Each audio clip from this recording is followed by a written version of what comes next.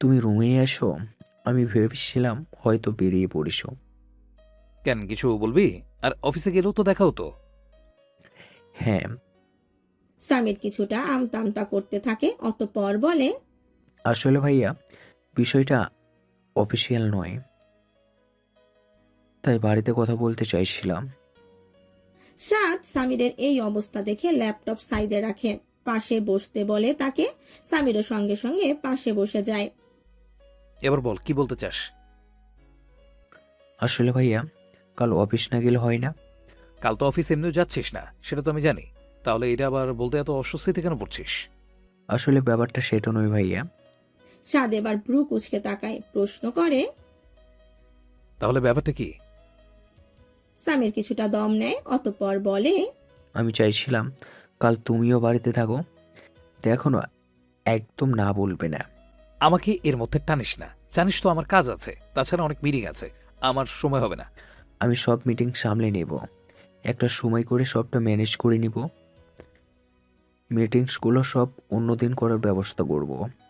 আর আজকে অনেকটা কাজ এগিয়ে রাখবো। ভাই, তোর গার্লফ্রেন্ড আসবে আমার পরিবারের সাথে দেখা করতে, সেখানে তো সবাই থাকবে। আমি কি করব তাদের মাঝে? তুমি কি আমার পরিবারের বাইরে কেউ? তুমি তো এই বাড়ির বড় ছেলে।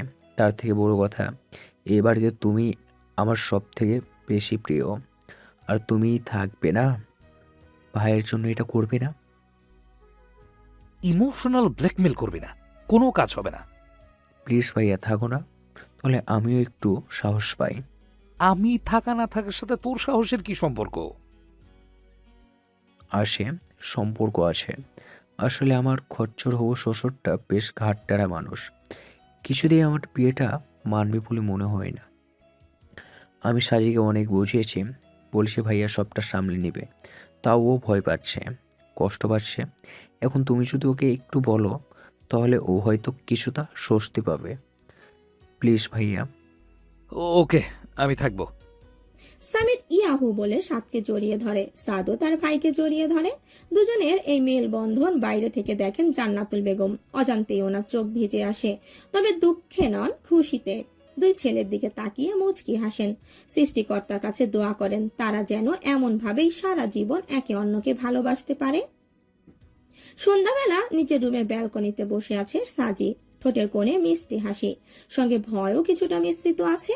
কাল সে স্বামীদের বাড়িতে যাবে, দেখা করবে সবার সাথে। আচ্ছা, সবাই কি তাকে পছন্দ করবে?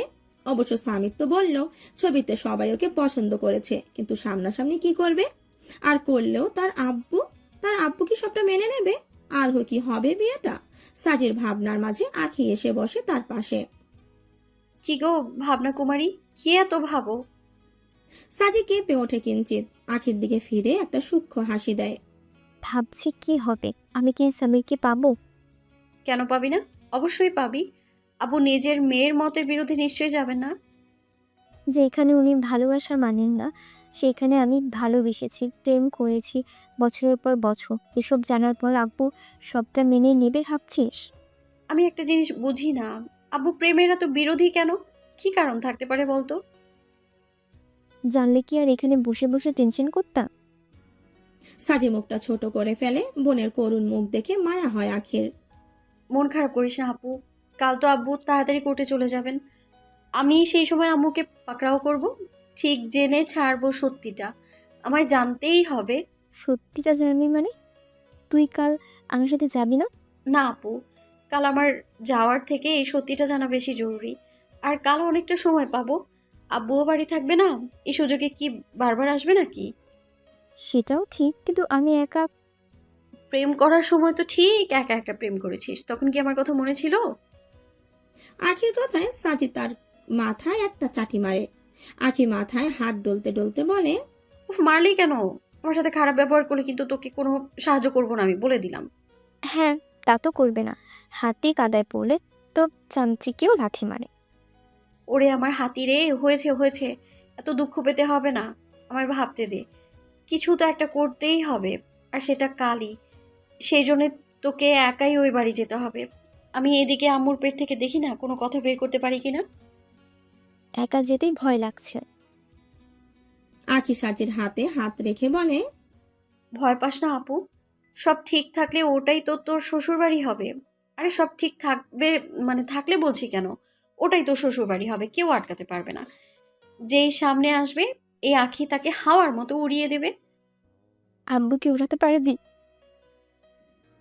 সাজির কথায় আখির মুখটা চুপসে যায়। সে বেশ করুণ কণ্ঠে বলে, মজার সময় এমন সিরিয়াস কথা কেউ বলে? দেখা গেল আব্বুকে হাওয়ায় ওড়ানোর আগে আব্বুই আমাকে চোখ দিয়ে ভস্ম করে দিল, তখন এই বাচ্চা মেয়েটার কি হবে আপু? তাহলে এত বড় বড় কথা না বলে আব্বুকে কিভাবে ম্যানেজ করবি সেটা ভাব। আমার তো সব ভেবে হাত পা ঠান্ডা হয়ে যাচ্ছে। সে যখন হবে দেখা যাবে, আপাতত ওসব ভাবিস না। তুই এখন নিজেকে হ্যাপি রাখ। কাল ওই বাড়িতে যাবি, অনেকেই থাকবে নিশ্চয়ই, তাদের সামনে নিজেকে তো সুন্দর লাগতে হবে, তাই না? আর একজন মানুষের সুন্দরতার রহস্যই হলো তার হাস্যোজ্জ্বল মুখ, ভেতরের আনন্দ খুশি। তুই যখন ভেতর থেকে খুশি থাকবি, আনন্দে থাকবি, দেখবি এমনিতেই তোর বাহ্যিক সৌন্দর্য বেড়ে যাবে। তোর মুখের হাসি তোর সৌন্দর্যের কারণ হবে। তাই এসব উল্টাপাল্টা চিন্তাভাবনা বাদ দে তো। আমি বললাম তো আমি আছি, ঠিক একটা ম্যানেজ করে নেব কিছু একটা। আর সামির ভাইয়া তো আছেনই, আমার সাথে সকালে কথা হয়েছে, ভাইয়া সব সামলে নেবে বলেছে। তুই সামিরের নাম্বার কোথায় পেলি? বলবো কেন, সিক্রেট। বলিস না। সন্ধেবেলায় চৌধুরী ম্যানশনে হাজির সাদের বড় ফুপি কামিনী বেগম, বড় ফুপা ইফতেখার হোসেন ও তাদের একমাত্র মেয়ে হোসনেহেনা। সঙ্গে এসেছে সাদের ছোট ফুপি কাবেরী বেগম ও ওনার স্বামী আব্দুস সামাদ। পুরো চৌধুরী বাড়ি এখন আত্মীয় ভরা। তবে কাবেরী বেগম আর কামিনী বেগম বেশ নারাজ। কেন তাদের আগে সাজির কথা জানানো হয়নি, সেই নিয়ে তাদের গোস্সা হয়েছে। কামিনী আপা, কাবেরী, তোমরা রাগ করো না। আসলে হঠাৎ করেই সব ঠিক হলো, আর কাল তো শুধু এই বাড়িতে আসবে তাই। তাই আমাদের বলার প্রয়োজন মনে করনি? তাই তো ভাবি। এসব তুমি কি বলছো কাবেরী? আমি তো শুধু... থাক, আর বলতে হবে না। বিয়ে হয়ে গেছে বলে এই বাড়িতে আমাদের আর কোনো দাম নেই, সেটা অনেক আগেই বুঝেছি। আর এখন তো আরো ভালো করে বুঝতে পারছি। কদিন পরে ছেলে বিয়ে দেবে, বউ আসবে, তাদের বাড়ির মানুষ আসবে, তখন তো আর আমাদের চিনতেই পারবে না। তোমার ছেলের শ্বশুর বাড়ির আত্মীয় তো তখন আমার ভাইজানের শ্বশুর বাড়িও হবে হয়তো। নিজে তো কখনো শ্বশুর বাড়ির আদর পেলে না, তাই দুধের স্বাদ ঘোলে মেটাবে। তখন কি আর আমাদের মনে থাকবে? এখন তাই এই অবস্থা। কাবেরী বেগমের কথায় জান্নাতুল বেগমের মুখটা ছোট হয়ে যায়। এমনিতেও ওনাদের ভাবি ননদের বেশ ভালোই সম্পর্ক ছিল, কিন্তু কাবেরী বেগম বেশ কয়েক বছর আগে সাদকে নিজের জামাই হিসাবে পাওয়ার জন্য জান্নাতুল বেগমের কাছে প্রস্তাব রেখেছিলেন। কিন্তু জান্নাতুল বেগম সেই সময় বলেছিলেন সাদ এই বিয়েতে রাজি না। তখন থেকেই কাবেরী বেগমের রাগ। তিনি মনে করেন জান্নাতুল বেগম বললেই সাদ রাজি হয়ে যেত। যতই সে বলুক না কেন বিয়ে করতে চাই না, কিন্তু জান্নাতুল বেগম ভালো করে বললে সে রাজি হয়েই থাকতে পারতো না হয়ে। তাই কাবেরী বেগম মনে করে জান্নাতুল বেগম ইচ্ছা করেই বিয়ের ব্যাপারটা এড়িয়ে গেছেন আর সাদের নামে দোষ চাপিয়ে দিয়েছে। জান্নাতুল বেগম কিছু আর বললেন না। হঠাৎ করে ওনার মনে তীব্র কষ্ট হানা দেয়, তবে নিজেকে সামলে নেন। সাবিহা বেগম একে কাবেরীকে বলেন, ছোট আপা, তোমার রাগটা কোথায় আমি বেশ বুঝতে পারছি, কিন্তু এখানে তো আপার কোনো দোষ নেই। আমার মনে হয় তোমার ইচ্ছাটা যাকে নিয়ে সেখানে গিয়ে তোমার কথাটা বলা উচিত। তুমি আমার মুখে মুখে তর্ক করছো সাবিহা। জান্নাতুল বেগম সাবিহা বেগমকে ধমক দেন, চুপ কর তুই, ও তোর বড় হয়, এভাবে কথা বলিস না। অন্যের দোষ ঢাকা বন্ধ করো আপা, নইলে এভাবে বারবার অপমানিত হতে হবে। প্রতিবাদ করতে না পারো, চুপ করে থাকো। অন্যের প্রতিবাদ করতে আসলে বাধা দিও না। তুমি আমাকে অপমান করছো সাবিহা। আগে তো জানতাম বড় ভাবি আমাদের পছন্দ করে না, এখন তুমিও? কে বলল আপা তোমাদের পছন্দ করে না? আপা তোমাদের জন্য সারা জীবন করে গেলেন, আর এখনও করে যাচ্ছেন, ভবিষ্যতেও যাবে। আর রইল ভালোবাসার কথা, উনি তোমাদের অনেক ভালোবাসেন, শুধু তোমরাই সেই ভালোবাসার মর্যাদা দিতে পারো না। আহ সাবিহা, এক চর খাবি কিন্তু, যা রান্নাঘরে যা। সাবিহা বেগম আর কিছু বলেন না, রাগে গজগজ করতে করতে রান্নাঘরে চলে গেলেন। তবে রাগটা হয়েছে জান্নাতুল বেগমের ওপর। তার আপা কেন এদের এসব কথা মুখ বুজে সহ্য করে যাবে, সেটাই উনি বোঝেন না। মাঝে মাঝে তো একটু প্রতিবাদ করলেও পারে, কিন্তু না, উনি চুপ থাকবেন। নিজে ভালো সাজার জন্য অন্যকে দিয়ে অপমান করলে ভাবি। ওর হয়ে আমি মাপ চাইছি কাবেরী। থাক, তোমাকে আর মাপ চাইতে হবে না। আমরা দু বোন এই বাড়িতে আর আসবো না। যেই বাড়িতে আমার বোনের সম্মান নেই, সেখানে আমিও আসবো না। এমনভাবে বলো না বড় আপা, আমাকে মাফ করে দাও। দয়া করে আর রাগারাগি করো না। বাড়িতে জামাইরা আছেন, ওনাদের সামনে প্লিজ। কাবেরী বেগম কিছু বলতে যাবেন তার আগেই সাজ্জাদ চৌধুরী, আজাদ চৌধুরী আর ওনার দুই বোন জামাই ড্রয়িং রুমে আসলেন। এতক্ষণ ওনারা আজাদ চৌধুরী রুমে ছিলেন, অফিসিয়াল ব্যাপারে নানান কথাবার্তায় ব্যস্ত ছিলেন। ওনাদের দেখে দুই বোন চুপ থাকলেন, তবে কাবেরী বেগমের ভেতরের রাগটা কমল না। ভাবি, আমাদের জন্য একটু কড়া করে চা আনো তো। কতদিন আপনার হাতের চা খাইনি। আমি এক্ষুনি আনছি, আপনারা বসুন ভাইজান। বলেই জান্নাতুল বেগম রান্নাঘরে চলে গেলেন। গিয়ে দেখেন সাবিহা বেগম মুখ ভার করে কাজ করছেন। জান্নাতুল বেগম ওনাকে দেখে মুচকি হাসলেন। আমার বোনটার বুঝি অভিমান হয়েছে? কে বোন? কার বোন? আমি কারো বোন নই, আর না আমার কোনো আপা আছে। আমি শুধু এই বাড়ির ছোট বউ, আর এটাই আমার একমাত্র পরিচয়। জান্নাতুল বেগম বুঝলেন সাবিহা বেগম বেশ ভালোই চটেছেন, তাই বেশি কিছু না বলে সাবিহা বেগমকে জড়িয়ে ধরলেন, বললেন, রাগ করে না, ওদের আব্বু আম্মু বেঁচে নেই, আপন বলতে তো আমরাই আছি, ভাই ভাবি ভাইপো ভাইজি। এখন আমরা যদি ওদের ওপর রাগ করি, ওরা কোথায় যাবে? তাই বলে ওরা বারবার কেন তোমার দুর্বল জায়গায় আঘাত করবে? থাক না, করে যদি ওদের মনে একটু কমে তাহলে কমুক, আমার তো কোনো অসুবিধা নেই। তোমার অসুবিধা আছে? তোমার অসুবিধা আছে কি? তোমার অসুবিধা আছে কি নেই সেটা আমি খুব ভালো করেই জানি। নিজের কষ্ট হলে বলতে শেখো আপা। আমার জন্য তো তুই আছিস। আছি তো। এবার তোমার দুই বৌমা আসুক, তারপরে ওদের সব শিখিয়ে দেব, তারাও প্রতিবাদ করবে। একদম না, ওদের কেন টানছিস? তুমি চুপ করো তো, এটা আমাদের শাশুড়ি বৌমার ব্যাপার, তুমি একদম এর মাঝে আসবে না। আমার বৌমাকে কি শেখানো হয় আমি বুঝবো। জান্নাতুল বেগম কিচ্ছু বললেন না, একটা দীর্ঘশ্বাস ফেলে চা বানাতে শুরু করে দিলেন। ড্রয়িং রুমের কাছে মানুষের সমাগম বাড়ির সৌন্দর্য যেন আরো বাড়িয়ে দিয়েছে। কিয়ারা, কিয়ান, অভিক, অভিকা আর হোসনে হেনা অভিকার রুমে গল্প জুড়ে দিয়েছে। আচ্ছা কিয়ান, তোর কি ব্যাপার বলতো? কিয়ান প্রশ্নবোধক দৃষ্টিতে তাকালো হেনার দিকে। কি বলতে চাইছিস হেনা? না, যে ছেলে সারাক্ষণ বলে ব্যস্ত আছি ব্যস্ত আছি, সে আজ কদিন এই বাড়িতে আছে, এটা বেশ ভাবার বিষয়। সবাই হেনার কথায় সমর্থন জানায়। কিয়ান প্রথমে কিছুটা থতমত খায়, সে তো চলে যেতেই চেয়েছিল, কিন্তু যখন সামিরের কাছ থেকে শুনলো আখিও এই বাড়িতে আসবে, তখন আর তার যেতে ইচ্ছে করলো না। মেয়েটিকে দেখার জন্য থেকে গেল, কিন্তু এদেরকে তো সেটা বুঝতে দেওয়া যাবে না, তাই তো কথা ঘোরাতে বলল, তোরা এখানে কেন এসেছিস? কেন আবার? ভাবিকে দেখতে।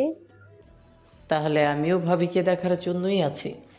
দেখ, এই প্রথম আমাদের কাজিনদের মধ্যে কারো বিয়ে হবে। ভেতর থেকে একটা আলাদাই এক্সাইটমেন্ট কাজ করছে, তাই তো থেকে গেলাম।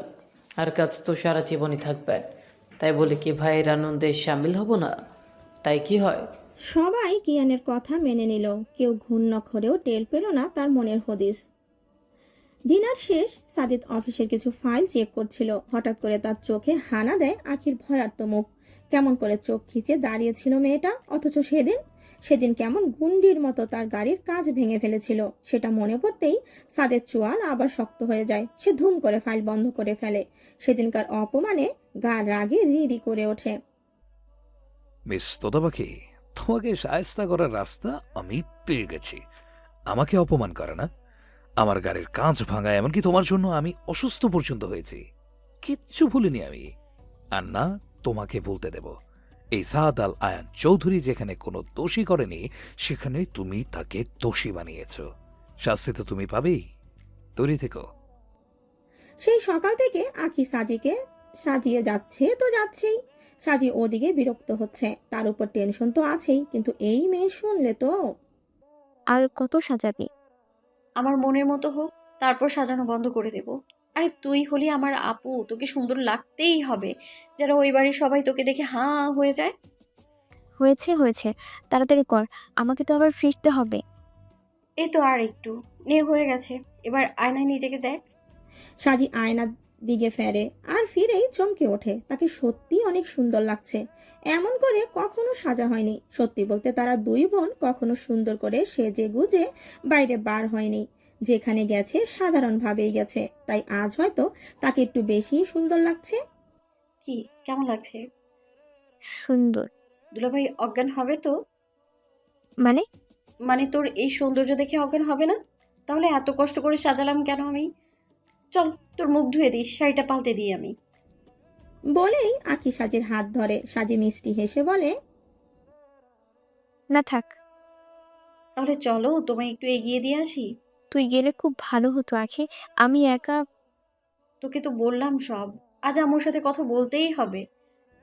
সাজি আর কিচ্ছু বলে না, আখিকে নিয়ে নিচে নেমে আসে। ওরা নিচে নেমে আসতেই শিমু হা করে তাকিয়ে থাকে সাজির দিকে।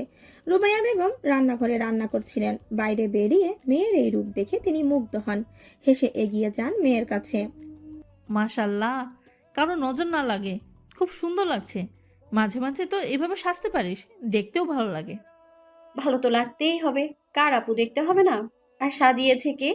এই আয়রাত খান আখি। সুন্দর না লেগে যাবে কোথায়? হয়েছে হয়েছে, যা ইউনিভার্সিটিতে চল যা। আজ আর আমি যাব না আম্মু, আজ একটু বাড়িতেই থাকবো। তবে আপুকে একটু এগিয়ে দিয়ে আসছি। বলা তো যায় না, এত সুন্দর মেয়ে কেউ যদি আবার কিডন্যাপ করে নেয় তখন কি হবে? এই ফাজিল মেয়ে, যা তো এখান থেকে। আখি হাসতে হাসতে বেরিয়ে পড়ে। সাজিও তার আম্মুকে জড়িয়ে ধরে। আসছি বলে সেও বেরিয়ে যায়। মেয়ের এই হঠাৎ করে জড়িয়ে ধরায় রুবাইয়া বেগম কিছুটা অবাক হন, কিন্তু পরক্ষণেই হেসে উড়িয়ে দেন ব্যাপারটা। বলেন, পাগলি মেয়ে। সামির নিজেই আসতে চেয়েছিল সাজিকে নিতে, কিন্তু সাজি বারণ করে দিয়েছে। বলে সে নিজেই চলে আসতে পারবে, আর আখি তো আছেই। তাই সামিরা আর বেশি জোর করেনি। চৌধুরী বাড়ির সামনে রিক্সা দাঁড়াতেই ওরা নেমে পড়ে। আখি আর সাজি অবাক হয়ে চৌধুরী মহলের দিকে তাকিয়ে থাকে। এটাকে হয়তো কোনো বড় রাজপ্রাসাদ বললে ভুল হবে না। এত বড় বাড়ি, আর চারিপাশটা এত সুন্দর, চারিদিকে শুধু ফুলের সমারোহ। আপু, এমন একটা ফুলের বাগান তো আমার খুব পছন্দ। আমিও তো তাই দেখছি রে, আমরা কি ভুল জায়গায় এসে পড়লাম? কিন্তু নেম প্লেটে তো চৌধুরী মেনশন লেখা আছে। ওদের ভাবনার মাঝেই সামির বাইরে বেরিয়ে আসে, আর এসেই বড়সড় একটা ধাক্কা খায়। এ কাকে দেখছে সে? তার সাজবাতিকে নাকি কোনো অপ্সরাকে? সামির ওখানেই দাঁড়িয়ে পড়ে, তার পা আর এগোয় না সামনের দিকে। সামিরের দিকে নজর পড়তেই সাজি থমকে যায়। সামিরের এমন ভাবে তাকানো দেখে লজ্জাও পায় কিঞ্চিত। আখি গলা খাড়খানি দেয়। এখানে কিন্তু আমিও আছি। আখির কথায় সামিরের ধ্যান ভাঙে, কিঞ্চিত কেঁপে ওঠে সে। তারপরে হাসি মুখে এগিয়ে আসে আখির দিকে। আরে তোমরা ভিতরে এসো। তোমরা নও, তুমি। কারণ আমি যাচ্ছি না, শুধু আপু যাবে। মানে তোমরাও তো আসার কথা, আর এভাবে বাড়ির সামনে থেকে ফিরে যাবে, এটা আমি কিছুতেই মানবো না। প্লিজ ভাইয়া, আজকে সত্যি খুব জরুরি একটা কাজ আছে, আমায় যেতেই হবে। ওই সব কাজ পরে হবে, এখন তোমাকে ভেতরে আসতেই হবে। সামির যখন এত করে বলছে চল নাকি, তাহলে আমিও একটু সাহস পাই। তুই তো সব জানিস আপু, আজকের দিনটা সত্যি খুব জরুরি একটা দিন, তোর জন্য, আমার জন্য। আজকে আটকাস না প্লিজ। আজকে তোমার জীবনের কোনো স্পেশাল দিন আগে? না মানে এমনি জিজ্ঞাসা করলাম, বলতে না চাইলে সমস্যা নাই। না না, আসলে আম্মুর সাথে একটু কথা বলবো আমাদের ব্যাপারেই, তাই। ও তাহলে তো আটকানো যাবে না, তবে পরের বার কিন্তু এভাবে গেলে হবে না। পরের বার অবশ্যই যাব ভাইয়া, আজ আসি তাহলে। এসো, আর যে কাজে যাচ্ছ সফল হও। আখি হাসে। সামিরা সাজির থেকে বিদায় নিয়ে এগিয়ে যায় বাড়ির উদ্দেশ্যে। আখি যেতেই সামির জড়িয়ে ধরে সাজিকে। হঠাৎ করে এমন আক্রমণে কেঁপে ওঠে সাজি। লজ্জা ভর করে তার মাঝে। কি করছো সামির? আমরা বাড়ির সামনে আছি, কেউ যদি দেখে নেয়? নেই, আগে বলো এভাবে কেন এসেছো? আমাকে মারতে চাও? এমন ঘায়েল রূপে জ্বালিয়ে দিতে চাইছো? খুব সুন্দর লাগছে বলছি। খুব খুব অনেক। আমি তো কন্ট্রোল হারিয়ে ফেলেছি। কিছু করে ফেললে কিন্তু আমার কোনো দোষ দিতে পারবে না। কি করবে তুমি? যখন করব দেখবে। হয়েছে, এবার তো চলো। সামির সাজিকে ছেড়ে দেয়। ভেতরে যাওয়ার খুব তাড়া দেখছি। আসলে খুব নার্ভাস লাগছে, সবার সাথে দেখা করে একটু সহজ হতে চাইছি। এই ব্যাপার? সাজি মাথা নাড়ে। তাহলে চলো, সবার সাথে পরিচয় করিয়ে দিই। তোমার সাথে দেখা করতে আমার ফুপিরা আর আমার পুরো কাজিন মহল হাসি। সামির সাজির হাত ধরে ভেতরে যাওয়ার জন্য পা বাড়ায়। সাজি শক্ত করে চেপে ধরে সামিরের হাত। সামির চোখ দিয়ে আশ্বস্ত করে তার প্রেয়সীকে। ব্যস্ত রাস্তা, সেই রাস্তার ফুটপাত ধরে হেঁটে চলেছে আখি। মস্তিষ্কে তার নিউরনগুলো ছুটে বেড়াচ্ছে চারপাশে, ধাক্কা খাচ্ছে একে অপরের সঙ্গে। হঠাৎ করেই তীব্র মাথা যন্ত্রণা হানা দিয়েছে। তার ওপর সূর্যের প্রখর উত্তাপ। আখির চোখে দুটো বন্ধ হয়ে যাচ্ছে।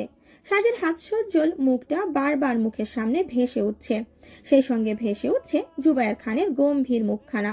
আখি ভাবতে থাকে নানান কথা। সে কি সত্যি তার আব্বুকে মানাতে পারবে? খুব তো বড় মুখ করে তার আপুকে বলেছে সে সব আছে, সব ম্যানেজ করে নেবে, কিন্তু আদৌ কি পারবে? আজ তাকে যে করেই হোক না কেন তার আম্মুর সাথে কথা বলতে হবে, জানতে হবে সবটা। অসুখ না জেনে রোগ কি করে সারাবে? তাই তো আগে কারণটা জানাবে, তারপরে তার সমাধান সে করবে। আখি কিছু দূর গিয়ে রিকশায় চড়ে বসে। রিকশা ছুটে চড়ে আখির গন্তব্যস্থলে। আর আখি আম্মুর মুখ থেকে কিভাবে সত্যিটা বার করতে পারবে সেটাই ভাবতে থাকে। সামির সাজির হাত ধরে বাড়ির ভিতরে প্রবেশ করলো। সাজি বাড়ির ভেতর প্রবেশ করতে কিছুটা ভ্যাবাচ্যাকা খেয়ে যায়। এতক্ষণ মানুষটাকে দেখার জন্য অপেক্ষা করছে ভেবে কিছুটা লজ্জা পেয়ে যায় সে। সঙ্গে মনে হানা দেয় নানান ভয়। সে জানে না এনার ওকে পছন্দ করবে কিনা, আর সেও কি মানিয়ে নিতে পারবে সবার সাথে। হ্যাঁ পারবে, অবশ্যই পারবে। সামিরের জন্য সে সব করতে পারবে। সাজি ভেতরে প্রবেশ করতে বাড়ির ছোট সদস্যরা হামলে পড়ে তার উপর। সাজি প্রথমে অবাক হলেও পরক্ষণে নিজেকে সামলে নেয়। অবিকা হাসতে হাসতেই বলে, কেমন আছো ভাবি? সাজিও হেসেই উত্তর দেয়। ভালো আছে, তুমি কেমন আছো? ওদের কথার মাঝে কিয়ান এদিক ওদিক নজর দিতে থাকে। আমি তো খুব ভালো ছিলাম, এখন তোমাকে দেখে আরো ভালো হয়ে গেছি। তুমি কি মিষ্টি দেখতে গো, ফটো থেকেও তোমাকে আরো সুন্দর লাগছে। এবার বুঝতে পারছি আমার ভোলা ভোলা ভাইয়া কোথায় ভুলেছে।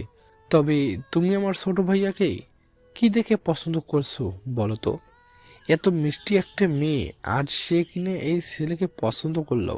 বলেই সে হেসে দেয়। সঙ্গে যোগ দেয় বাকিরা। সামির অবিকার মাথায় চাটি মেরে বলে, এই ছেলে বলতে কি চাইছিস তুই? আমাকে অপমান করতে চাইছিস নাকি? করতে চাইছি না, করছি। তবে রে। বলেই সামির অভিকাকে ধরতে যায়, কিন্তু তার আগেই অভিকা ছুটে পালায়। সামিরও ছুটতে থাকে তার পেছনে। ভাই বোনের এই খুনসুটি দেখে সাজি অজান্তেই হাসে। তার চোখে মুখে ফুটে ওঠে সেই হাসির রেশ। কিয়ারা অনেকক্ষণ ধরে সাজিকে পরখ করছিল। মেয়েটা সত্যি সুন্দরী, ইনফ্যাক্ট তার থেকেও বেশি সুন্দরী। কিয়ারা হাত বাড়িয়ে বলে, ভাবি, আমি কিয়ারা, তোমার একমাত্র ভালোবাসার মানুষের ছোট ফুপির একমাত্র মেয়ে। সামিরকে তার একমাত্র ভালোবাসার মানুষ বলায় সাজি কিছুটা লজ্জা পেয়ে যায়। তবে লজ্জার ভাব কাটিয়ে সেও হেসে হাত মিলায় কিয়ারার সাথে। আমি সিরাত খান সাজি। আর আমি সোনেহা, সামিরের বড় ফুপির মেয়ে। আমি আর সামির সমবয়সী। কেমন আছো আপু? খুব ভালো আছি, চলো তোমাকে বাকিদের সাথে পরিচয় করিয়ে দেই। আর হ্যাঁ, এখানে একদম অস্বস্তি অনুভব করবে না। আমরা সবাই তোমার আপন, তোমার বোনের মতো, তোমার আপুর মতো। তাই আমাদের সাথে সহজ হও। হেনার কথায় সাজি মনে মনে কিছুটা স্বস্তি পায়। হেনা সাজিকে নিয়ে সোফায় বসিয়ে দেয়। সেখানে আগে থেকেই সামিরের আব্বু, ছোট আব্বু, ফুপি আর ফুপারা বসেছিলেন। সাজি সবাইকে সালাম দিল। বাকিরাও একসঙ্গে সালামের উত্তর দিলেন। সবাই সাজিকেই দেখতে ব্যস্ত। সাজি সবার এমন চাহনিতে অস্বস্তিতে পড়ে যায়। আজাদ চৌধুরী বোধহয় সাজির অস্বস্তি বুঝতে পারলেন, তাই তো ওনার জায়গা থেকে উঠে গিয়ে সাজির পাশে গিয়ে বসলেন। অপর পাশে বসলো সামির। সামির পাশে বসায় সাজি হয়তো একটু মনে শক্তি যোগায়, ভয় কিছুটা কমে আসে। আজাদ চৌধুরী সাজির মাথায় হাত বুলিয়ে দিলেন। সাজি কেঁপে উঠল কিঞ্চিত, তাকালো আমজাদ চৌধুরীর দিকে। আজাদ চৌধুরী মিষ্টি একটা হাসি উপহার দিয়ে বললেন, তো তাকেই ভালোবেসো ঠিক আমার মতো। আমি স্বামীর আব্বু, সব ঠিক থাকলে তোমাকেও আব্বু হয়ে যা। আমি সামিরের আব্বু, সব ঠিক থাকলে তোমারও আব্বু হয়ে যাব। তাই আমাকে ভয় পেও না, তোমাকে দেখেই বুঝতে পেরেছি ভয় পেয়েছো। অবশ্যই সেটাই স্বাভাবিক, নতুন জায়গা নতুন মানুষ। তবে আমরা তো সবাই আপন, আপন মানুষের কাছে ভয় কিসের? ভাইজান ঠিক বলেছে সাজি, একদম ভয় পেও না। আমি হলাম তোমার একমাত্র হবু ছোট শ্বশুর। আমাদের সাথে তোমার সম্পর্ক হবে মিষ্টি, এখানে ভয়ের কোনো জায়গা নেই। সাজি সামিরের দিকে ফেলে মিষ্টি হাসি হাসে। সে ভাবেইনি এখনকার মানুষেরা এত ভালো। তার ভয়টা সহজেই ধরে নিয়ে তাকে সাহস যোগাবে, তার সাথে সম্পর্কের গভীরতা বোঝাবে। আনন্দে সাজির আঁখি ভরে আসার জোগাড়, কিন্তু সে নিজেকে সামনে নেয়। ওদের সামনে কাঁদা যাবে না, নইলে ওনারা এটাকে ভুল হিসাবে ভাবতে পারেন। আব্দুস সামাদ বলেন, তোমরা কি একাই পরিচয় হবে? আমাদের সাথেও একটু পরিচয় করাও। সামাদের কথা শুনে মনে মনে রাগে ফুঁসতে থাকেন কাবেরী বেগম। সাজিকে কেন জানি না তার সহ্য হচ্ছে না। একে তো এই মেয়ে তার নিজের মেয়ের থেকেও সুন্দরী, তার হাসি মাশাল্লাহ। সব থেকে বড় কথা, জান্নাতুল বেগম ওকে পছন্দ করেছেন, অথচ ওনার মেয়েকে করেননি। সেই জন্য রাগটা আরো তীর তীর করে বেড়ে যাচ্ছে। সামির আব্দুস সামাদকে দেখিয়ে সাজিকে বলে, সাজি সবার সাথে কুশল বিনিময় করে। অল্প সময়ের মধ্যে সে সবার সাথে মিশে যায়। তখনই রান্নাঘর থেকে নাস্তা নিয়ে বার হন জান্নাতুল বেগম আর সাবিহা বেগম। জান্নাতুল বেগম টেবিলে নাস্তা রেখে এগিয়ে যান সাজির দিকে। সামির ওর আম্মুকে দেখিয়ে বলে, ইনি আমার আম্মু। সাজি উঠে দাঁড়ায়। জান্নাতুল বেগম সাজির সামনে দাঁড়িয়ে বলে, মাশাল্লাহ, আমার ছেলের পছন্দ আছে বলতে হবে। সাজি লজ্জা পেয়ে যায়, লজ্জা মাথা মুখ নিয়েই বলে, ভালো আছেন আন্টি? ভালো আছি, আরো ভালো হয়ে যাব যখন এই মিষ্টি মুখটা আমি রোজ দেখতে পাবো। সকালে বিকালে শুধু এই মুখের হাসিটা দেখতে পাবো। সাজি জান্নাতুল বেগমের কথার মানে বুঝতে পেরে মাথা নামিয়ে নেয়। আপা, আমাদের বৌমা দেখছি লজ্জা আর আমার লতাকে তোমরা আরো লজ্জা দিচ্ছ, তাই না? বেচারির অবস্থা দেখো। ভাইয়ের দেখে খুব কষ্ট হচ্ছে, এখন থেকেই বউয়ের সাইড নিচ্ছ। আমার ছেলে ভালোবাসার মানুষের পাশে সারা জীবন থেকে যাবে, সে এখন হোক আর পরে, ঠিক আমার মতো। উফ, তোমার এইসব কথাই আমার মতো বলা বন্ধ করো তো। সবসময় নিজের ঢাক নিজে পেটাবে। তাহলে মানছো আমি তোমাকে ভালোবাসি, আগলে রাখি? আজাদ, জান্নাতুল বেগম চোখ রাঙান, কিন্তু আজাদ চৌধুরী সেদিকে কোনো হেলদোল নেই। তিনি তো কথাটা বলেই চুপ হয়ে যান, কিন্তু লজ্জা পেয়ে যান জান্নাতুল বেগম। ভুরো হয়ে গেল তা ওনার পর ওনাকে সবার সামনে লজ্জা দিতে ছাড়েন না। বাকিরা ঠোঁট টিপে হাসে, কিন্তু কাবেরী বেগম নিলিপ্ত। তার কাছে এখন এসব অসহ্য লাগছে। কামিনী বেগম বোনের মনের অবস্থা হয়তো বুঝলেন, তাই তো তার কানের কাছে গিয়ে বললেন, সহ্য করে নে একটু বোন, স্বামীরের বিয়েটা হয়ে যাক, তারপরে আমি আর তুই মিলে সাদের সাথে সাদ আর কিয়ারার বিয়ের কথা বলবো। কামিনী বেগমের কথা শুনে কাবেরী বেগম আতকে ওঠেন। একটা শুকনো ঢোক গিলে বলেন, এসব আমি কি বলছো আপা? সাদকে সরাসরি বিয়ের কথা বলবো? পাগল হয়ে গেছো তুমি? তুমি সাদকে চেনো না বুঝি? ও আমাদের সম্মান করতে পারে, কিন্তু বিয়ের ব্যাপারে কথা বললেও রেগে যাবে, সরাসরি মানা করে দেবে। আর কিয়ারার কথা বললে তো ওকে এক ধমকে চুপ করিয়ে দেবে। না না ভাই, আমাদের আমাদের ভাইজান আর ভাবির সাথে কথা বলতে হবে। একমাত্র ভাবি পারতো সাদকে রাজি করাতে, কিন্তু ভাবি বেইমানি করলো আমাদের সাথে। চিন্তা করিস না, সুযোগ বুঝে এবার বিয়েটার কথা তুলবো। সাদ বিয়ে না করে যায় কোথায় দেখব? সাজি সাবিহা বেগমের দিকে তাকায়। সাবিহা বেগম মিষ্টি হেসে বলেন, আমি তোমার ছোট শাশুড়ি, তবে আমাদের শাশুড়ি ভেবে একদম ভুল করবে না। আমরা হলাম অনেক ইয়াং, তবে বন্ধু ভাবতে পারো।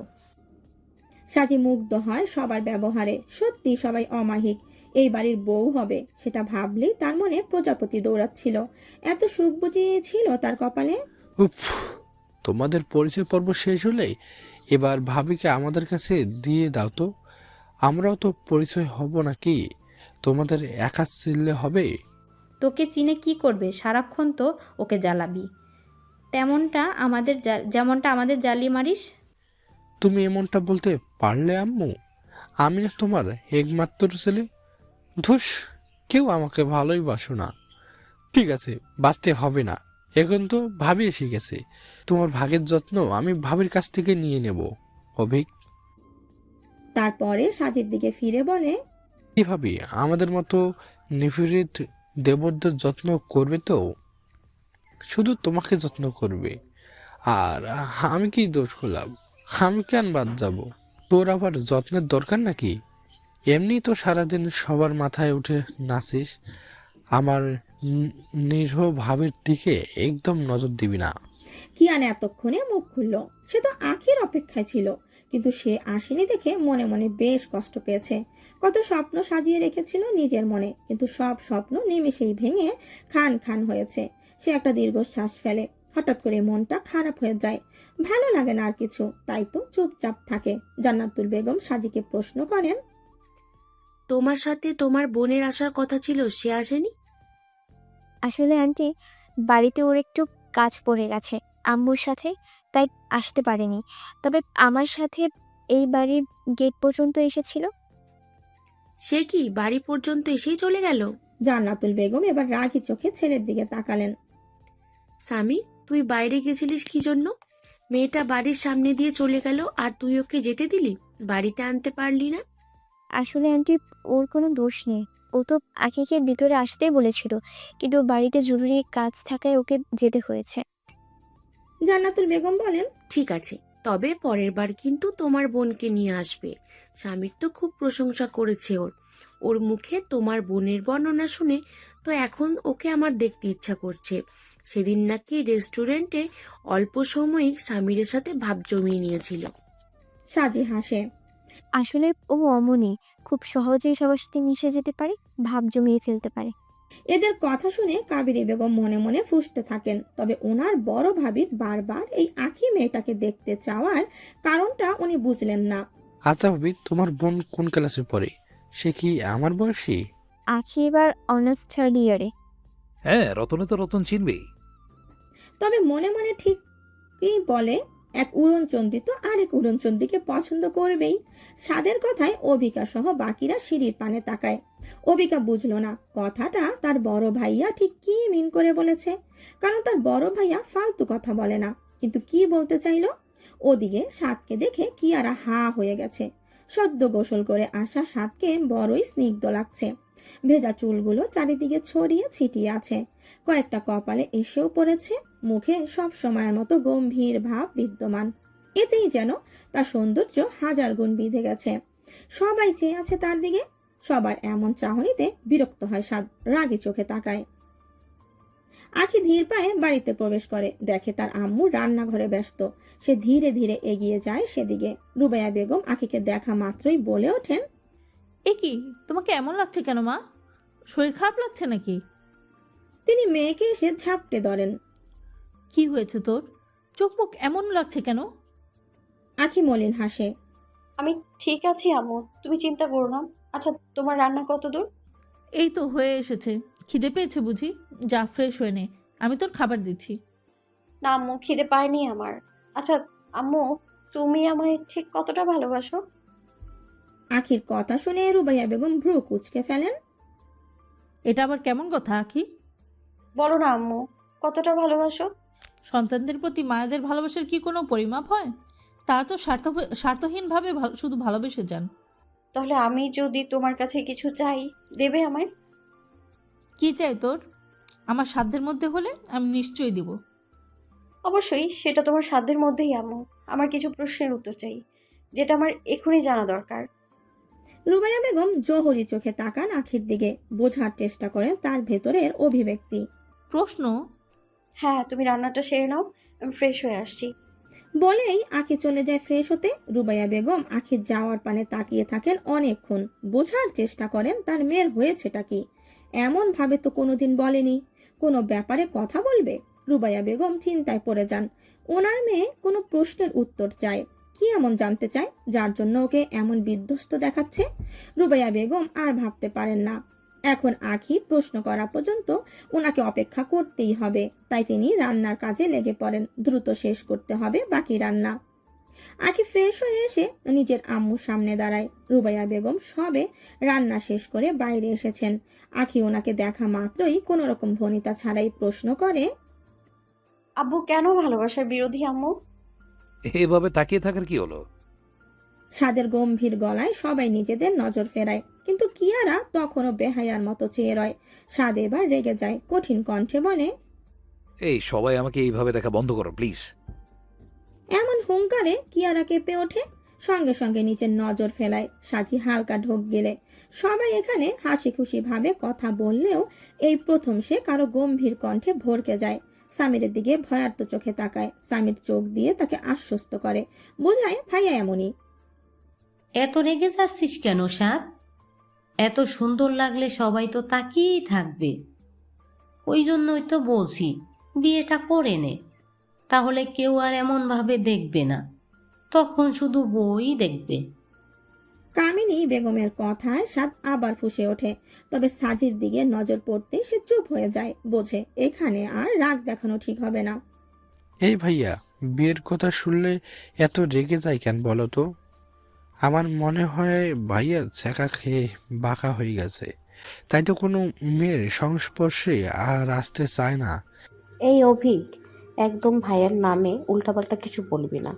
ভাইয়া মোটেও ছ্যাঁকা খায়নি। ভাইয়া তো ছোট থেকেই মেয়েদের থেকে দূরে দূরে থাকে।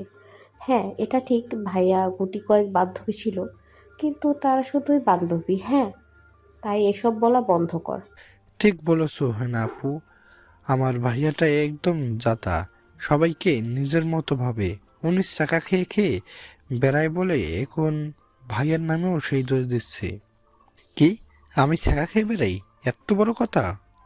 সত্যি কথা দিনে অনেকবার বলা যায়, আর আমি তো বলবই। ওরে শাকচুন্নি, তোকে তো আমি পরে দেখে নেব। আরে যা যা। কেমন আছো শান্তি? কত শান্ত অথচ গম্ভীর কণ্ঠস্বর।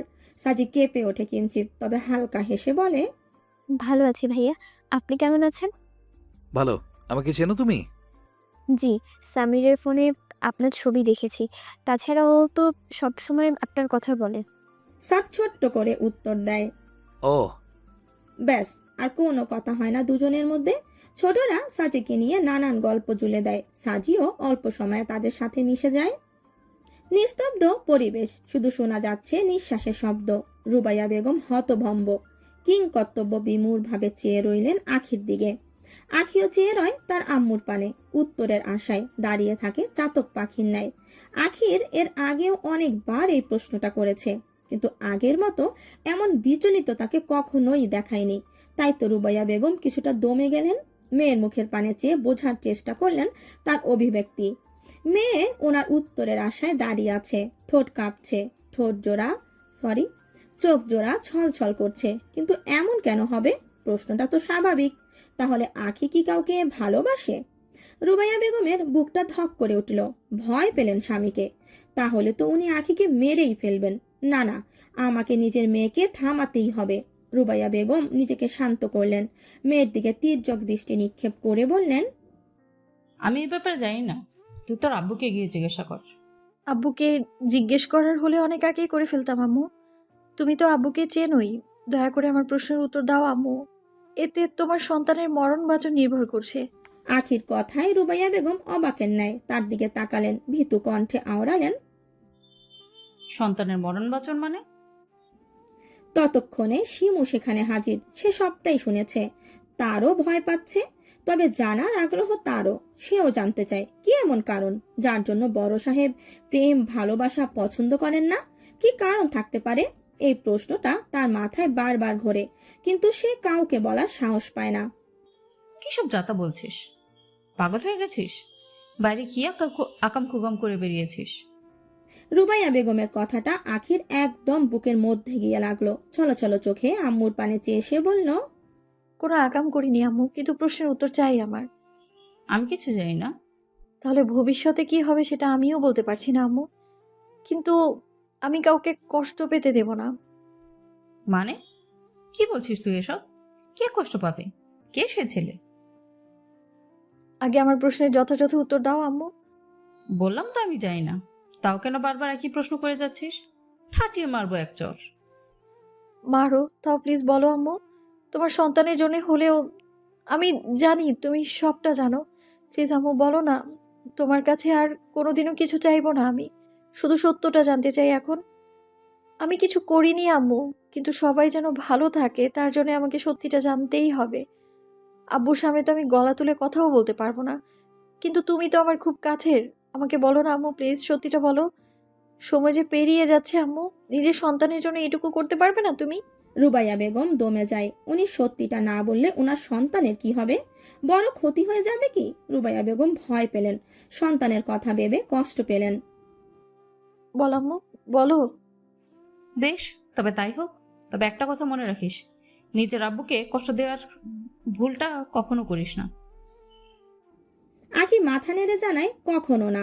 রুবাইয়া বেগম শিমুর দিকে তাকালেন, কিন্তু তাকে চলে যেতে বললেন না। তারও জানা দরকার আসল সত্যিটা, কারণ ভালোবাসার ভুলটা তো সেও করেছে। কিন্তু রুবাইয়া বেগম আদৌ সেটা ভুল মনে করে কিনা সেটা ওনার জানা নেই। তিনি শুধু চান ওনার স্বামী ভালো থাকুক, কষ্ট না পান। রুবাইয়া বেগম সবটা বলতে শুরু করেন। সবটা শুনে আখির হাত পা কাঁপতে লাগলো। তাল সামলাতে না পেরে সে বসে পড়ল ফ্লোরে। শিমুর চোখে পানি। রুবাইয়া বেগম শাড়ির আঁচল দিয়ে নিজের চোখ মুছলেন। চেষ্টা করে গেলেন কান্না নিবারণের, কিন্তু পারলেন না। অস্তুসিক্ত নয়নে বলতে লাগলেন, ভালোবাসার মানুষের কাছে ধোকা পেলে মানুষ নিজেকে সামলে রাখতে পারে না। ধোকা মানুষকে শক্ত আর কঠিন বানিয়ে দেয়। তখন অপর মানুষের আবেগ তার উপর আর কাজ করে না। তো রাব্বু তো ভালোবেসে আগলে রেখেছিলেন, যত্নে রেখেছিলেন, কিন্তু দিন শেষে উনি কিছুই পাননি, কিছুই না। আখি এবার তার আম্মুর পানে তাকায়। কিছু বলতে গিয়েও থেমে যায়, তবে মনে মনে ঠিক ভেবে নেয় তার আপুকে সে কষ্ট পেতে দেবে না। আর না কষ্ট পেতে দেবে তার শিমু আপাকে। সে লড়বে। সকলের ভালোবাসার জন্য সে লড়বে। তার জন্য যদি তার আব্বুর বিরুদ্ধে যেতে হয় তাও সে যাবে। সবটাই তো শুনলি, এবার বল আমার সন্তানের মরণ বচন কেন জড়িত এর সাথে? বলবো আম্মু, সবটাই বলবো। একটু সময় দাও, আমি আসছি। কোথায় যাচ্ছিস তুই, তাও এই দুপুরে? আপুর কাছে, আপুকে নিয়ে আসি। হঠাৎ করে ওর জন্য মনটা কেমন করছে আমার। আসি আমি। বলেই আখি বেরিয়ে পড়ে। রুবাইয়া বেগম পেছন থেকে অনেকবার ডাকলেন, কিন্তু আখির কোনো সাড়া পাওয়া গেল না। রুবাইয়া বেগম ভেবে পেলেন না যে এই মেয়ে কি করতে চাইছে। অতঃপর তিনি শিমুর দিকে চাইলেন। মেয়েটা ধুকরে ধুকরে কাঁদছে। হয়তো জালালকে পাওয়ার কোনো সুযোগ বা উপায় কোনোটি তার কাছে আর অবশিষ্ট নেই। রুবাইয়া বেগম শিমুর কাছে আসলেন। ওর মাথায় হাত বুলিয়ে বললেন, ভালোবাসাটা হয়তো অন্যায় নয়, তবে ধোকা দেওয়াটা অন্যায়। আশা করি আমি কি বলেছি তুই বুঝতে পারছিস। তাই এমন কোনো কাজ করিস না যাতে উনি কষ্ট পান। তবে আমার বিশ্বাস একদিন সব ঠিক হয়ে যাবে। তুইও পেয়ে যাবি জালালকে। শুধু অপেক্ষা কর মা, তাছাড়া যে উপায় নেই আর। শিমু অশ্রুসিক্ত নয়নের চেয়ে মাথা নাড়ায়। রুবাইয়া বেগম হালকা হাসেন, তবে মনের ভয় কমে না। ওনার মেয়ে আসলে করতে চাইছেটা কি সেটা ওনার এখনো বোধগম্য হলো না। তবে সে বাড়ি ফিরলে উনি প্রশ্ন করবেন, জানতে চাইবেন সবটা। খাবার টেবিলে সবাই বসে আছে। সাজি খেতে চায়নি, কিন্তু জান্নাতুল বেগম তাকে জোর করে খেতে বসিয়েছেন। একটা ধমকও দিয়েছেন এর জন্যে। তবে সাজি এতে কষ্ট পায়নি, বরং তার মনে ভালো লাগা ছেয়ে গেছে। সে মিষ্টি হেসে কয়েক পলক তাকিয়েছিলেন জান্নাতুল বেগমের দিকে। জান্নাতুল বেগমের এহেন ব্যবহার কাবেরী বেগমের কাছে ন্যাকামি ছাড়া আর কিছুই মনে হচ্ছে না। কই, তার মেয়ের সাথে তো উনি এমন ব্যবহার করেন না। এটা নিজের বৌমা বলে যত সব আদিক্ষেতা। জান্নাতুল বেগম সাদকেও খেতে বসিয়েছেন। সাদ এখন দ্বিমত করেনি, ভাইয়ের পানে চেয়ে খেতে বসে গেল। নইলে সাজি আর তার ভাইকে হয়তো ভুল বুঝবে। তার ব্যবহার হয়তো তার ভাইয়ের উপর প্রভাব ফেলতে পারে। সবাই টুকিটাকি খাচ্ছে, কিন্তু সাজি চুপচাপ। তার মাথায় ঘুরছে নানান চিন্তা ভাবনা। সাদ লক্ষ্য করলো ব্যাপারটা, তাই তো সরাসরি প্রশ্ন করলো, নিজের আব্বুর কথা ভাবছো? সাদের প্রশ্নে সবাই তার দিকে দৃষ্টিপাত করে। সাজি ভাবনায় মশগুল ছিল, তাই সে কিঞ্চিত কেঁপে ওঠে। মাথা নেড়ে জানায়, না। আমি যথেষ্ট অভিজ্ঞ ব্যক্তি, বোঝার ক্ষমতা কিছুটা হলেও আমার আছে। তোমাকে দেখে যে কেউ বলে দিতে পারবে তুমি চিন্তিত। যেহেতু সামির আমাকে তোমার পরিবার সম্পর্কে বলেছে, তাই এটি একমাত্র কারণ হতে পারে। কি ঠিক তো? সাজি হ্যাঁ সূচক মাথা নাড়ে। শোনো, সামির তোমাকে কি বলেছে আমি জানি না, তবে তুমি এই বাড়িরই বউ হবে, সেটা যেভাবেই হোক না কেন। এ নিয়ে তোমার চিন্তা করার কোনো দরকার নেই। আমি আছি, সবটা সামলে নেব। আর রইল তোমার পরিবারের কথা, সেটা আমার দায়িত্ব। আমি দায়িত্ব নিয়ে তোমার পরিবারকে সবটা বোঝাবো, আর আমি যখন দায়িত্ব নেই সেটা পূরণ করেই ছাড়াই, যে কোনো মূল্যে। যদি রাজি না হন? সাজির কণ্ঠে স্পষ্ট ভয়, বেদনার আভাস। রাজি না হওয়াকে কি করে রাজি করাতে হয় সেটা এই সাদ আল আয়ান চৌধুরী খুব ভালো করেই জানে। সো এসব ভাবা তোমার কাছে না, তুমি বরং আমার ভাইয়ের দিকে খেয়াল রাখো। তোমার চিন্তায় সে খাওয়া দাওয়া ঠিক করে করে না, তার যত্ন করো, ভালোবাসো, আর অন্য কিছু ভাবার কোনো দরকার নেই। সাদের কথায় সবাই তার দিকে অবাক দৃষ্টিতে তাকায়। কিয়ারার তো মনে লাড্ডু ফুটেছে। সাজির বুক থেকে বুঝি এতক্ষণে ভয়ের বোঝাটা নামলো। স্বামী তার কানে কানে ফিসফিস করে বলল, এবার বিশ্বাস হলো তো সাজবাতে? বলেছিলাম না ভাইয়া সবটা সামলে নেবে। দেখো ভাইয়া ঠিক সামলে নেবে, একদম ভেবো না।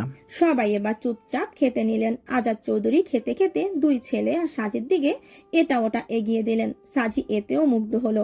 কত ভালো এই বাড়ির লোকগুলো। তবে সাদ সম্পর্কে সে যা শুনেছিল সবটাই সত্যি। যেমন রাগী রক্তটা, তেমনি মনের দিক থেকে নরম তুলোর মতো। রাগী মানুষগুলো বুঝি এত ভালো হয়? হয়তো। সাজি মন ভরে দোয়া করলো, এই বাড়ির সবাই চায় সাদের বিয়ে হোক, বড় বউ আসুক এই বাড়িতে। সাজিও সেটাই চাইলো, ভাইয়ার জীবনে এমন কেউ আসুক যে তার সমস্ত সুখের বিনিময়ে তাকে ভালোবাসবে, আগলে রাখবে, যত্নে রাখবে, যেমন স্বামীর তাকে রাখে।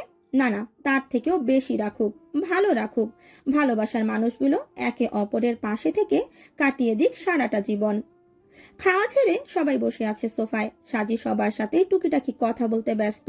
সাদ খাওয়া দাওয়া করে সেই যে ঘরে গেছে, এখনো নিচে নামেনি। তাহলে এবার আসল কথায় আসা যাক। আজাদ চৌধুরীর কথায় সবাই সেদিকে দৃষ্টি ফেরান। সাজি, আমরা চাইছি খুব তাড়াতাড়ি, মানে 1-2 দিনের মধ্যেই তোমার বাড়িতে যেতে। আসলে সামির বলছিল তোমার আব্বুর কোন ছেলে নাকি তোমাকে দেখতে আসবে তোমার এক্সামের পর। সাজি হ্যাঁ সূচক মাথা নাড়ায়। তো ওখানেই বিয়ে করে নাও না বাপু, এত ঝামেলার কি দরকার? কাবেরী বেগমের কথায় সবাই কিছুটা অসন্তুষ্ট দৃষ্টিতে ওনার দিকে তাকান, কিন্তু কাবেরী বেগমের সেদিকে কোনো হেলদোল নেই।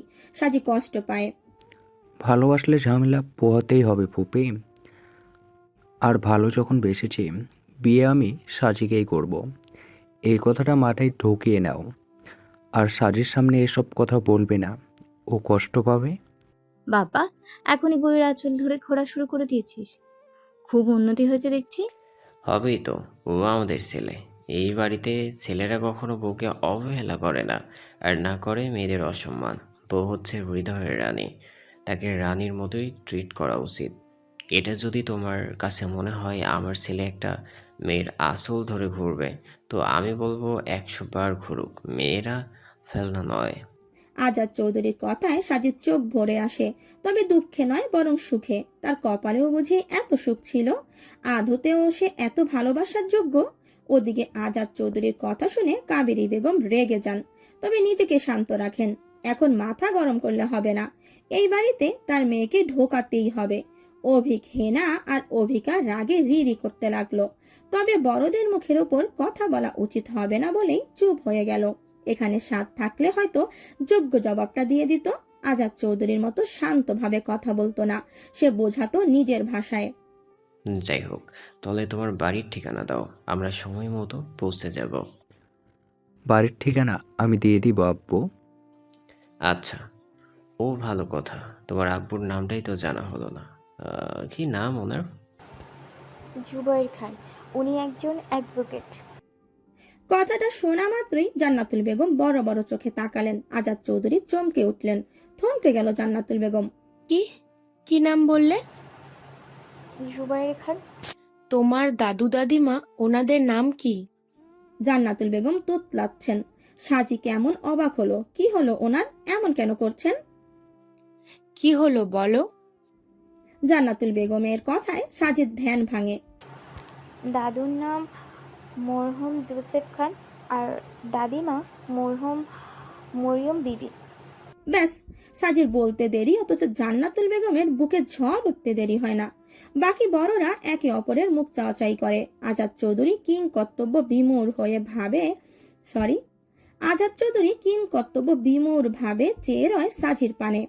জান্নাতুল বেগমের হাতে থাকা প্লেট পড়ে যায়, উনি পড়ে যেতে নেন। আজাদ চৌধুরী ওনাকে ধরার আগেই সাদ এসে ধরে ফেলে। সে এতক্ষণ নিজের ঘরে বসে অফিসের কিছু কাজ করছিল। ঘরে পানি না থাকায় সে নিচে আসছিল পানি খেতে, তারপরেই এই ঘটনা। আম্মু তুমি ঠিক আছো? কি হয়েছে তোমার? জান্নাতুল বেগম সাদের কথার কোনো উত্তর দিলেন না। সামির সহ বাকিরা বসা ছেড়ে দাঁড়িয়ে পড়ল। হঠাৎ করে কি হলো সেটা ছোট কারো মাথায় ঢুকলো না। আম্মু ঠিক আছো তুমি? কথা বলছো না কেন? জান্নাতুল বেগম সামিরের কথার উত্তর দিলেন না। সামির তাড়াতাড়ি গিয়ে তার আম্মুর পাশে দাঁড়ালো। ছেলেদের উত্তেজিত হতে দেখে জান্নাতুল বেগম নিজেকে সামলালেন। সাদও সামিরকে বললেন, আমি ঠিক আছি, তোরা চিন্তা করিস না। তুমি জুবায়ের খানের মেয়ে? হ্যাঁ, বড় মেয়ে। বলেই তিনি এগিয়ে গেলেন সাজির দিকে। জান্নাতুল বেগম এটা শোনা মাত্রই সাজিকে জড়িয়ে ধরলেন, মুখ ভরে চুমু খেতে থাকেন অসংখ্য। জান্নাতুল বেগমের এমন কাজে বড়রা বাদে সবাই অবাক হয়, এমনকি সাদ নিজেও। আর সাজি, সে তো অবাকের চরম সীমায় পৌঁছে গেছে। হঠাৎ কি হলো সেটা বুঝলো না। তার আব্বুর নাম শুনে এমন কেন করছেন উনি? কাবেরী বেগম নিজের বড় বোনের দিকে চেয়ে ক্রূর হাসলেন, মনে মনে বললেন, এইবার তো জমবে আসল খেলা। ছোটদের সবার নজর জান্নাতুল বেগমের দিকে সীমাবদ্ধ। জান্নাতুল বেগম সাজিকে ছেড়ে ঝরঝরিয়ে কেঁদে উঠলেন। আজাদ চৌধুরী ওনাকে গিয়ে ধরলেন। শান্ত হও জান্নাতুল, শান্ত হও। আম্মুর কি হয়েছে আব্বু? আম্মু এমন করছে কেন? সেটা তোর আম্মুকে জিজ্ঞেস কর সাদ। তোর আম্মু বিরহ বেদনায় চলছে। আর এই মেয়েটার আর এই বাড়ির বউ হতে পারবে না। সেই সব রাস্তা বন্ধ। এই মেয়ের বাপ জীবনেও একে এই বাড়ির বউ হতে দেবে না। তোরা মাথা ঘুরেও মরে গেলেও তিনি রাজি হবে না। কাবেরী বেগমের কথায় সামির তেতে ওঠে। রেগে কিছু বলতে যাবে, তার আগেই সাদ বলে ওঠে, এটা কেমন ধরনের কথা ফুপি? ভুলে যেও না সাঁঝি এই বাড়ির একজন সদস্য হতে চলেছে, তাই আমি চাই না তুমি এমন কোনো কথা বলো যাতে ও কষ্ট পায়। কাবেরী বেগম দমে যান। সাদকে বেশি কিছু বলা যাবে না, সাদকে বেশি কিছু বলা যাবে না, নইলে কখন মুখ ফসকে অপমান করে ফেলবে তার ঠিক নেই। তবে সাজি বেশ কষ্ট পায় কাবেরী বেগমের কথায়, কারণ তিনি এসে পর্যন্ত কোনো না কোনো কারণে সাজিকে অপমান করেছেন। কারণটা সাজির অজানা, তবে একটা জিনিস তাকে বড্ড ভাবায়, এনারা কি ওর আম্মুকে চেনেন? নইলে ছোট ফুপি এমন করে কথা কেন বলবেন? কাবিনী, তুমি চুপ করবে? দেখছো পরিস্থিতি এখন জটিলের দিকে পৌঁছে গেছে, তাহলে তুমি এমন কথাগুলো বলছো কেন? আব্দুস সামাদের কথায় কাবেরী বেগম ওনার দিকে রাগী দৃষ্টিতে তাকান, মনে মনে ক্ষিপ্ত হন। কোথায় ওনার বর ওনাকে সাপোর্ট করবেন, ওনার সাথে তাল মেলাবেন, তা না করে উনি তাকেই ধমক দিচ্ছে। ওদিকে জান্নাতুল বেগম আজাদ চৌধুরীর বুকে মাথা রেখে কেঁদে যাচ্ছেন। সাবিহা বেগম ওনাকে সান্ত্বনা দিচ্ছেন। এনাদের হঠাৎ এমন ব্যবহার ছোটদের মাথার ওপর দিয়ে যাচ্ছে, তারা বুঝে উঠতে পারছে না আদৌ হচ্ছেটা কি।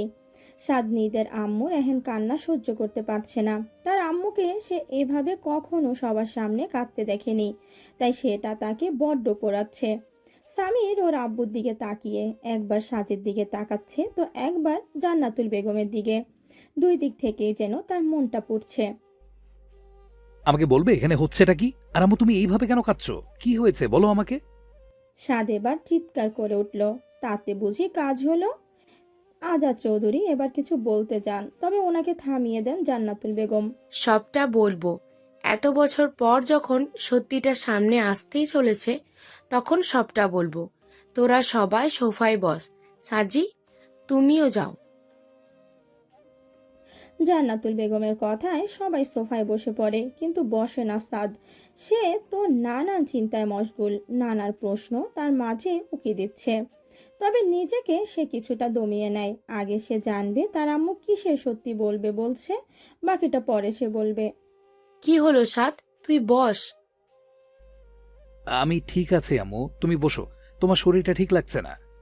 জান্নাতুল বেগম আর কথা বাড়ান না, বসে পড়েন।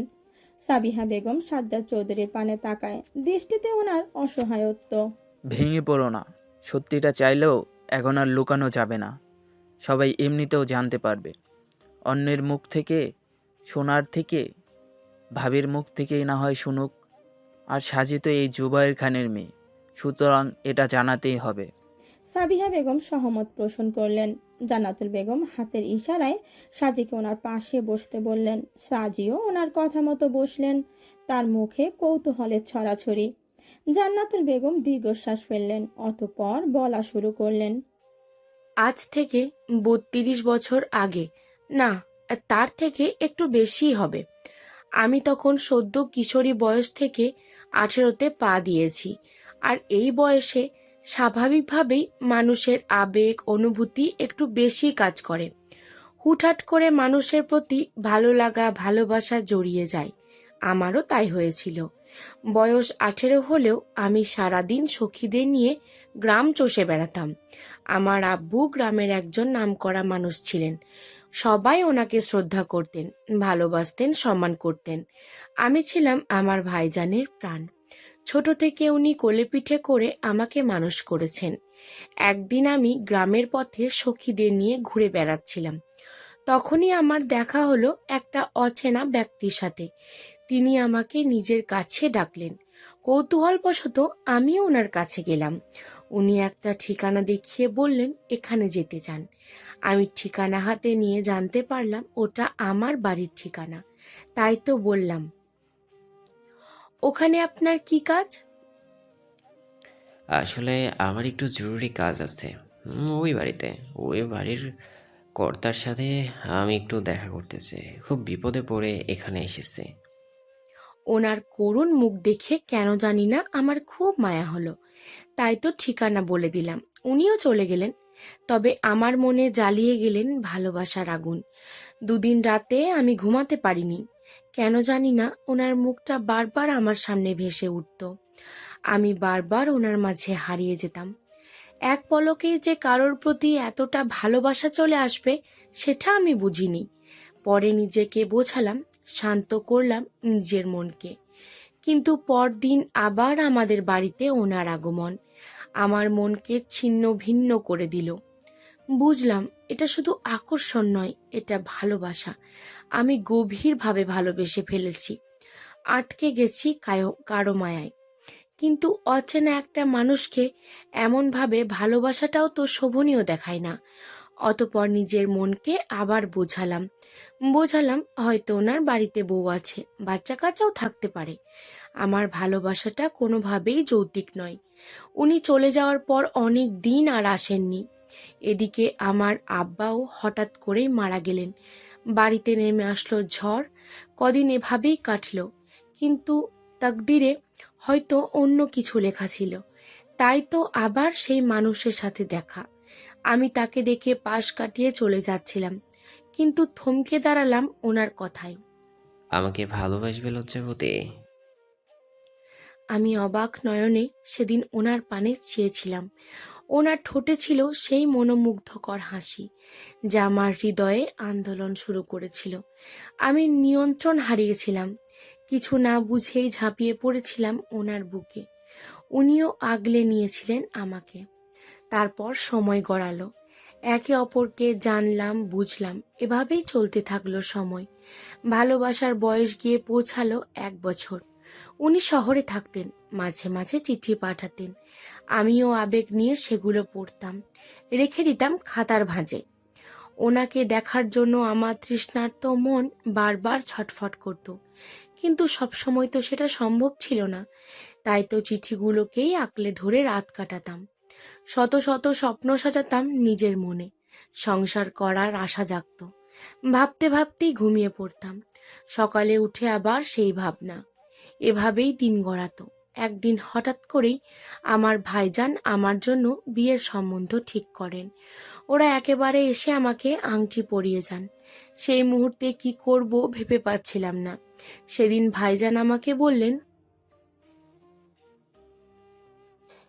তোর মত না নিয়ে আমাকে এটা করতে হলো। আমাকে মাফ করিস বোন, কারণ এটা আব্বার ইচ্ছা ছিল। উনি চাইছিলেন মেম্বারের ছেলের সাথে তোর বিয়ে হোক। আমি শুধু ওনার কথাটুকু পালন করেছি। তবুও তুই যদি রাজি না থাকিস বল আমায়, আমি কথা বলবো ওনাদের সাথে। সেদিন আমি সত্যিটা বলতেই যাচ্ছিলাম, কিন্তু বাদ সাধলেন আমার মা। কিসের মতামত? আমরা বড়রা যেটা ঠিক করব সেটাই করবে। ও আমাদের বাড়ির মেয়ে, আমাদের কথার খেলাপ সে কখনোই করবে না। তাও আম্মা, ও আমার একমাত্র বোন। আমি চাই না ওর মতের বিরুদ্ধে কিছু হোক। আর তোর আব্বার মত তো আর কোনো দাম নেই তোর কাছে? উনি তো মরার আগে ইচ্ছাটা পোষণ করেছেন। ছেলে মেয়ে হিসাবে তোদের কি উচিত না সেটা পালন করা? অবশ্যই উচিত আম্মা, তবুও আমি আর কোনো কথা শুনতে চাইছি না। এই শুক্রবার বিয়ে, আর এই কথায় কোনো নড়চড় হবে না।